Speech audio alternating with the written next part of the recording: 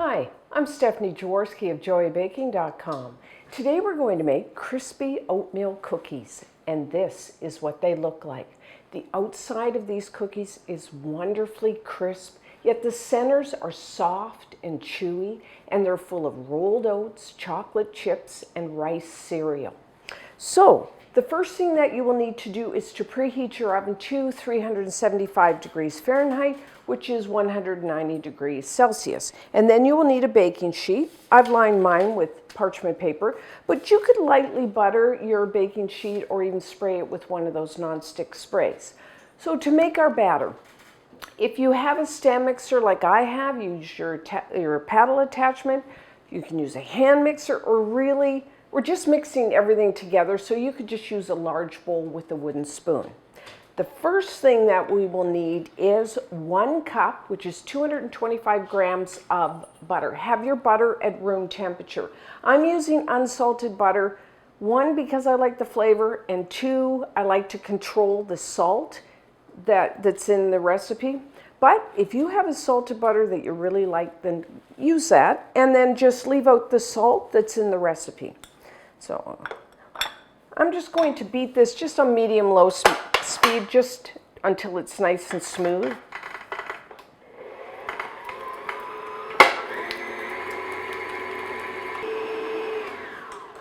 Okay. And when you're making any batter, periodically scrape down the sides and bottom of your bowl. Make sure everything gets mixed together. So next, we are going to add 1 cup, 200 grams of granulated white sugar, 2/3 of a cup, 140 grams of brown sugar. If you're not weighing your ingredients, which I do recommend, but if you're using measuring cups, with brown sugar, make sure you pat it down because it's very soft. And then I'm adding, for flavoring, 1 teaspoon, 4 grams of pure vanilla extract. If you don't want a vanilla flavor, you can just leave that out. And I'm also adding a half a tablespoon, 12 grams. I'm using honey. Now you could use honey, you could use light corn syrup, golden syrup, brown rice syrup, and you don't have to. I mean, if you didn't have any of those ingredients, you could leave it out. But adding just a little bit of honey helps to make your oatmeal cookies nice and soft. Helps to make them soft and a little chewy. But if you don't have it, it's not going to make that big of a difference. So now what I'm going to do is just beat this on medium speed just to mix everything together. So a minute or two.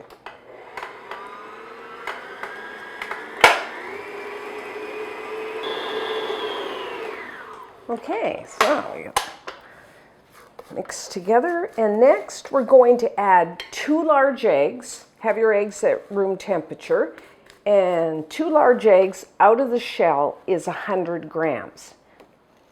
So I'm going to add 1 egg, beat that in, and then add the second one. Just on medium speed.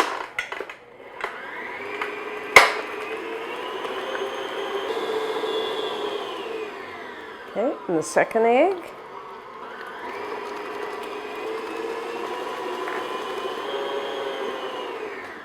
Okay. Not too difficult. So now for our dry ingredients. In a separate bowl, I have 2 cups, which is 260 grams of all-purpose flour, plain flour. To that, I'm going to add 1 teaspoon, 4 grams of baking soda. And when you use baking soda, in the cookies, it helps to make the cookies nice and crisp. And then a half a teaspoon, 2 grams of, I'm using a fine kosher salt. Now remember, if you used a salted butter, I would leave out that salt. And then I'm kind of adding, which is a little different, 1 teaspoon, which is 1 gram. I'm using an instant, either just an instant coffee powder or espresso powder, or you really could, if you have, beans, you could grind them down to a fine powder and use that. Just adds just a hint of coffee flavor to our cookies. Now, if you don't want to use it, you can just leave it out. But try it if you like coffee. So I'm just going to whisk all this together. I've got a little whisk here. You can just use a fork, your fingers.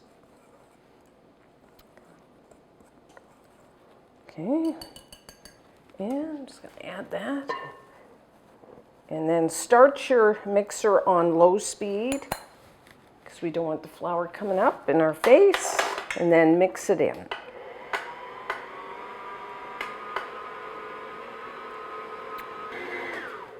Okay, that looks good.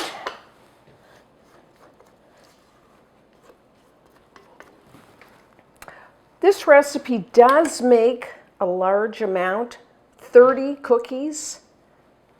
So, like maybe you have a small family or you're just making them for yourself.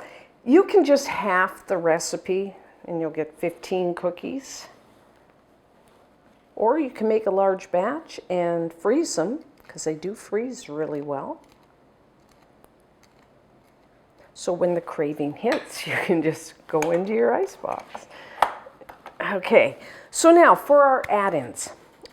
Of course, they're oatmeal cookies, so we need 1.5 cups, which is 130 grams. I'm using an old-fashioned rolled oats. There's two types. There's the old-fashioned and there's the quick cooking. The difference is in the thickness of the oats. I like to use the old-fashioned. They're thicker, and then that will give you a more chewy oatmeal cookie. You know, if all you had is a quick cooking, you could use that, and then they just won't be quite as chewy. Still really good though. And then I'm chocolate chips, 1.5 cups, which is 255 grams. For the chocolate chips, I'm using bittersweet. You could use semi-sweet. You could use milk. You could use white. You could even use a combination of those. Now, if you don't, some people don't like, say, chocolate chips in their oatmeal cookies. You could substitute the chocolate chips with, say, raisins. That's kind of a common one. Or even like some dried cherries or dried cranberries, I think would be really good. Or you could kind of mix it all up and use chocolate chips and raisins and dried cherries. You can, I'll let you decide that. So I'm going to mix this in a little, and then we'll add the rice cereal.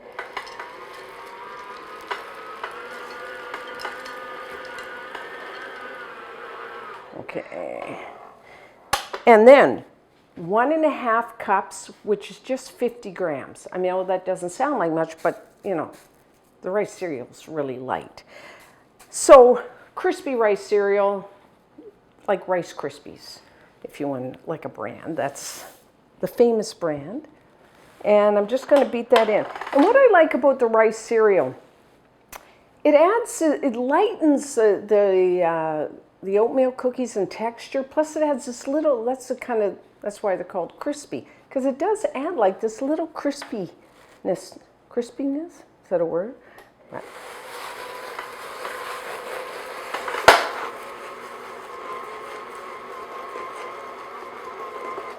Okay, I'm going to do the rest by hand. This makes a lot of cookies. Okay. And the other thing is, if you didn't want to bake all of your cookies off today, you can cover and store this batter in the fridge for a couple days, and then just, you know, make maybe half a batch today, and then a couple days from now make some more, because there's nothing like freshly baked cookies. You could even, you know, form your cookies, put them on a baking sheet and freeze them. And then once they're frozen, then just take them off and put them in a sealed, you know, a container or a bag. So you could do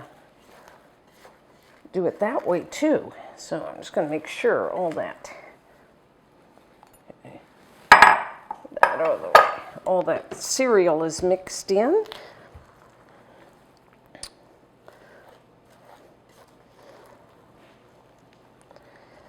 So now I like fairly large cookies. So I'm making like 1/4 cup size cookies. You really could make them any size you want, but that way they're big. And then I just go, oh, I only need to eat 1 cookie. If I make them small, then I tend to eat more than one. And so if you don't, you could use a quarter cup, just fill it up, or you could use like cookie scoop, ice cream scoop, whatever you call it, or you can also weigh, and you'll need about 45 grams per cookie. So I'm going to make sure, I'll make sure. The important thing when you're making cookies is every cookie is the same size, because you want them all to bake in the same amount of time. So that's why I actually prefer to weigh, because even when I use a cookie scoop, sometimes they're different amounts. So I'm only putting 6 cookies on this sheet, because 3 rows of 2, because they do spread.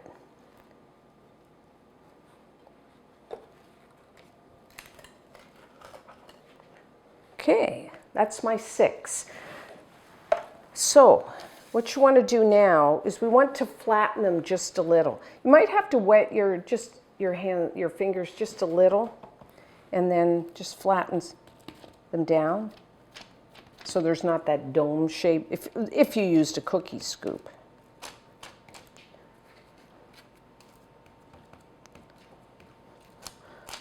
Okay. Little chocolate chips are clumped there. So now for baking, everyone's oven is a little different. You do want to rotate your baking sheet front to back about halfway through baking, so the baking's nice and even, because typically ovens have hot spots. I'm going to say somewhere between 10 and 13 minutes. So what's going to happen, they are going to spread. You want the outsides of the cookies, and they're going to get golden brown, but you want the outsides to be set and they'll be kind of firm, but the center of the cookies will be still a little soft. That's how I like it. If you like your cookies, which I do, the outside nice and crispy and the centers of the cookie soft and chewy. If you prefer like an oatmeal cookie that's crunchy, like kind of all the way through, then bake them a little longer. So you can kind of adjust. You could do like a test batch of cookies, just a couple, if you kind of don't know how long to bake them, and then see what you like. But I like mine set around the outside, soft in the center. So 10 to 13 minutes.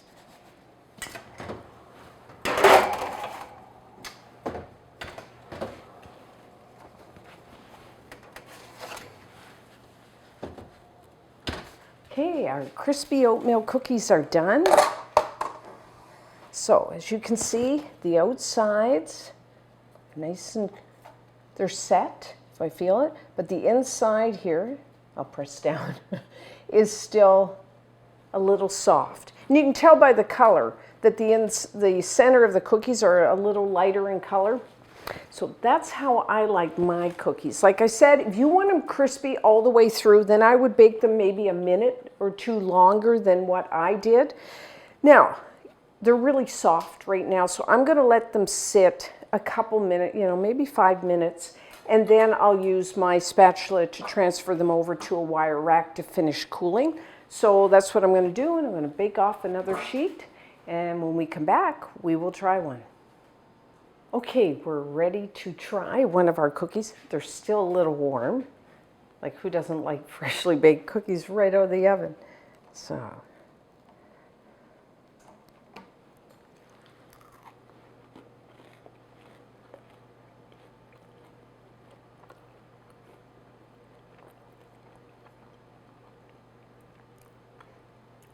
really good. The outside is nice and crispy. And then you have the rice cereal that then makes not only the outside edges, but the whole cookie kind of get a crispy taste. And then you've got like rolled oats, and then you get the chocolate chips, and then we just put that little bit of coffee I think it just kind of highlights all the flavors. I really like it in the cookie. Now, I forgot to say, when you make the batter, I baked my cookies off right away. If you found your batter was really soft, then what you should do is cover your batter and then put it into the refrigerator for maybe an hour, half hour, depending on how soft it is until it firms up.